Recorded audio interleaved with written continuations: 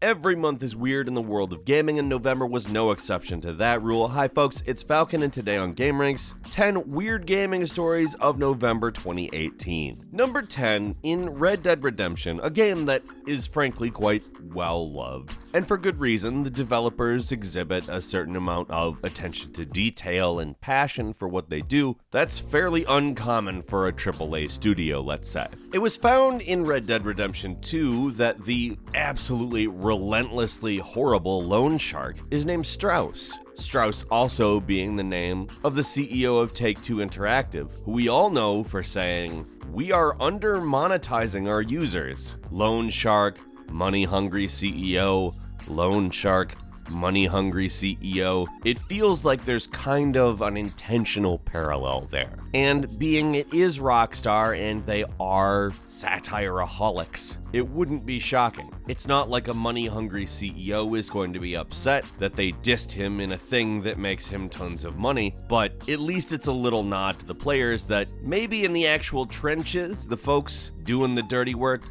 are actually on our side. Number 9, Bethesda sold a $200 collector's edition of Fallout 76. Now, that's not weird at all. I think we all expected something like that. But in said collector's edition, there was a canvas military-style collector's bag. And instead of giving people what they advertised they were going to give people, a military canvas bag, they gave them a pretty bad nylon bag that looked silly. And by silly, I mean extremely cheap. Bethesda's original response was, it was a prototype and we had to make a change. That's the reality of the situation. But then when that made everybody angry for some reason, can't quite figure out why a proverbial deal with it would make customers, of all people, angry, buying a $200 thing and expecting what was advertised, I just don't get this anger at all. So anyway, they tweeted this: "We understand and respect there is a disappointment with the bag and the Power Armor edition.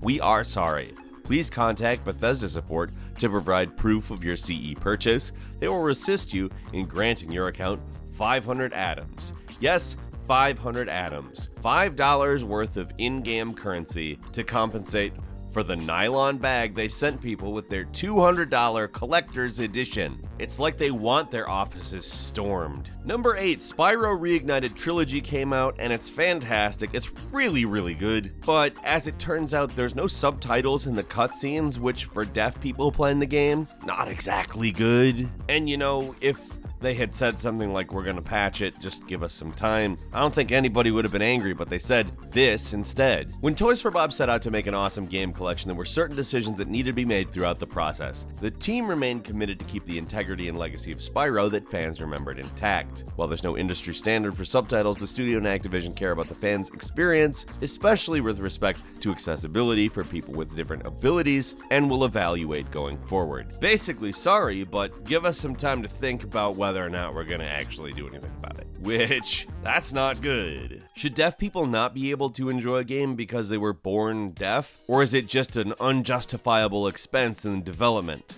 So get to responding better, Activision. This was a weird response, and frankly, it needs to be fixed. Number 7, Black Ops 4. Oh, Black Ops 4. You were pretty alright, considering what you were. Single player pretty much gone. A multiplayer only shooter that was maybe a little tedious at times, but for the most part pretty good. But you're owned by Activision Blizzard, aren't you? That's a problem. You see, you didn't have microtransactions before when you launched, because I don't know, maybe they want to market games as not having microtransactions and then have microtransactions in them, but they don't want that immediate outrage around the launch when people are still buying it. They added in microtransactions. And you know what you can do with those microtransactions? You can buy the ability to perform a challenge to get the thing that you would buy if this was any other game. So it's not even like you buy something and have it. It's you buy something and then you can earn it after buying it with money that you've earned in real life. Number 6, Star Citizen reached $200 million in crowdfunding, and I mean, it's literally been years and years now. It's perhaps one of the largest crowdfunded games. They have a single-player campaign somewhat out, and nobody knows when the actual non-alpha version of the game is going to come out, but they've paid for it. Oh, they've really paid for it. $200 million. $200 million. I mean, I'm not even mad. It's impressive. I understand the game's ambitious and nobody's ever done anything at the scale, but is that even actually true? Has nobody ever done anything at the scale they're trying? I don't know. At this point, I don't really pay a lot of attention. It's weird that they've made that much money, though. Number 5, Valve paid out about $20,000 to a hacker who found a bug in Steam that generates free game codes. Now, apparently this bug had never been utilized by anyone. He's the person who discovered the bug and turned it right over to Valve, which isn't really that fun. He generated 36,000 keys for Portal 2 and gave it back to Valve. And he was given $20,000, which that's an honest ass $20,000. He could have made so much more money not saying a damn word to them about it. I mean, it's possible he weighed his options and figured they'd figure it out eventually anyway, but I feel like they could have given him a better reward than that. That's just my opinion, though. Number 4, Nier Automata had a Game of the Year edition announced, despite the fact there have not been any patches for the PC version since it came out. And to be frank, the game is amazing. It's Nier Automata. It's a work of art beyond most video games, in my opinion. If you haven't played Nier Automata, you should. Even the PC version, which is inferior, it's still worth playing, and there's a user patch to make it not inferior, which I would recommend. But like a Game of the Year edition, like A, it's from like 2 years ago, and B, like patch it on the PC, please. Number 3, in a kind of more positive weird, Battlefield 1 players decided to just stop shooting each other on Armistice Day's 100-year anniversary. That's, for the lay, the 100-year anniversary of the end of World War I. And you would think that in online gaming, where nobody respects anybody, nothing like this would ever happen, but I mean, wow, that is something big. Good for you, Battlefield 1 community. I mean, well done. Number 2, Diablo Immortal is a game for mobile, and people kind of want the PC Diablo series to continue, and it's a great series, so why not? And the PC users then asked, hey, Diablo developers, do you have plans to put this on PC or no? And they were like, no, why would we do that? It's a mobile game, it's also on Switch. If you want it, get it on mobile or Switch. And nobody liked that, they booed. We don't have any plans at the moment to do PC. They were booed for saying that. And instead of responding with a, we'll look into it, or even one of those vague non-committal answers that's irritating but at least leaves open the possibility, they were, I mean, pretty bold with this. Do you guys not have phones? Yeah, you guys all have phones, right? Which then turned into a meme as well. And finally, number 1, possibly the worst news, but let's keep in mind it's not completely confirmed.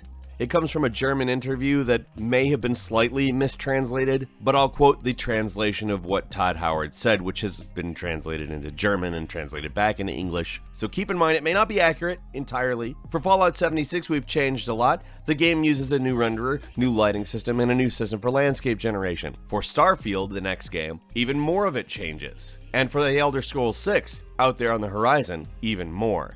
We like our editor. And then he goes on to talk about making worlds.